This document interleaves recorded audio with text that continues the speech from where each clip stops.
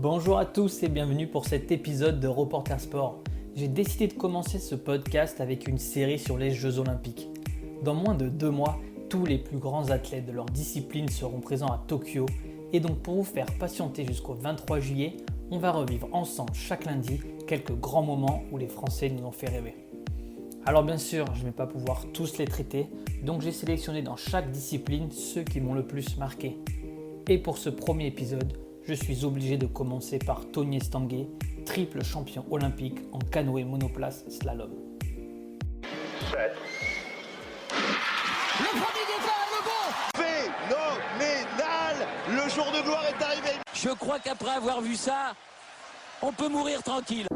Reporter Sport, le podcast qui vous fait revivre les plus grands exploits sportifs français. Nous sommes donc le 31 juillet 2012, jour de finale dans le bassin de Londres. Après une demi-finale tranquille pour Tony, il est le favori pour la médaille d'or, tout comme le Slovaque Michal Martican, son ennemi de toujours. Et les deux hommes sont au rendez-vous dès la première manche, avec un léger avantage pour notre Français.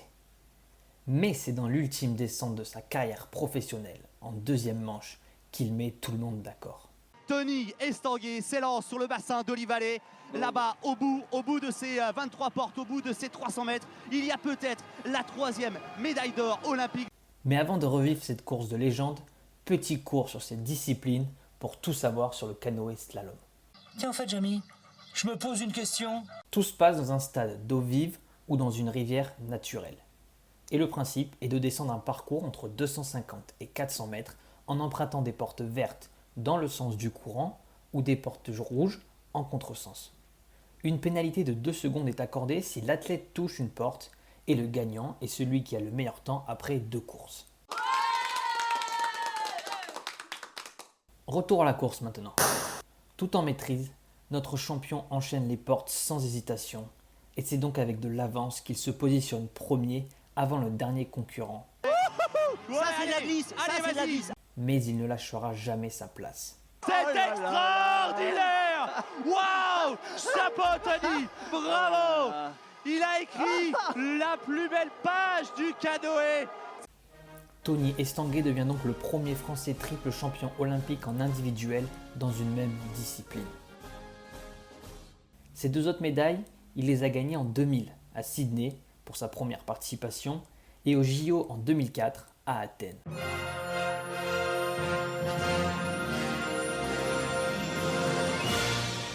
Petite anecdote sur sa qualification aux Jeux Olympiques de 2000, il a remporté un duel fratricide face à Patrice Estanguet, son frère qui avait été médaillé de bronze dans la même discipline au JO en 1996 à Atlanta. Tony avouera plus tard avoir remporté cette médaille d'or pour son frère. Mais c'est en 2004 que sa victoire a été la plus serrée. Après les 2 courses, les arbitres ont dû utiliser la vidéo pour voir que Michal Martican avait touché une porte, ce qui lui a valu 2 secondes de pénalité, et Tony l'a donc emporté de 12 centièmes. Alors on va aller voir la vidéo, ça peut avoir de grosses incidences. Mais son plus grand regret olympique restera sans aucun doute les Jeux de Pékin en 2008. Ultra favori pour un triplé qui aurait été historique, Tony Estanguet ne passe même pas le stade des demi-finales. Mais le séiste français a su se remobiliser pour 2012 et donc entrer dans l'histoire des sportifs français les plus titrés aux Jeux Olympiques. Et voilà, c'en est fini pour ce premier épisode.